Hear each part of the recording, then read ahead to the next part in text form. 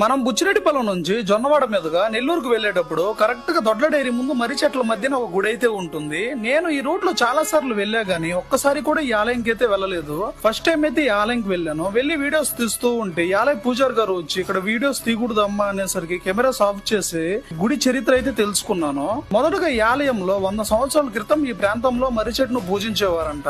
ఈ ప్రాంత వాసులు కొన్ని సంవత్సరాల తర్వాత మర్రి చెట్టుకి గుడి కట్టి ఆ చెట్టు ముందు మునీశ్వరుని విగ్రహం ప్రతిష్ఠించారు. మర్రి చెట్టు కింద మునీశ్వరుడు తపస్సు చేస్తున్నట్టుగానే ప్రతిష్ఠించారు.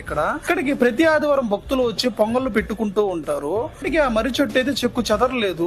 ఆ పక్కనే పెన్నా నది ఉంటుంది. ఇన్ని వరదలు వచ్చినా గానీ చెక్కు చెదరలేదు. ఇక్కడికి ఆ మర్రి చెట్టుతో పాటు 5-6 మర్రి చెట్లు ఉంటాయి. ఒక్కొక్క చెట్టుకి 100 సంవత్సరాల పై మాట ఉండొచ్చు అని పూజారి గారు అన్నారు. ఇంత పెద్ద పెద్ద చెట్ల కింద గుడి ఉండేసరికి నేచర్ అయితే ప్రశాంతంగా చల్లటి వాతావరణం మధ్య చాలా బాగుంటుంది ఈ ఆలయ ప్రాంగణం. ఇక్కడ వినాయక స్వామి విగ్రహం, సుబ్రహ్మణ్య స్వామి విగ్రహం కూడా నిత్యం పూజలు చేస్తూ ఉంటారు. ఇక్కడ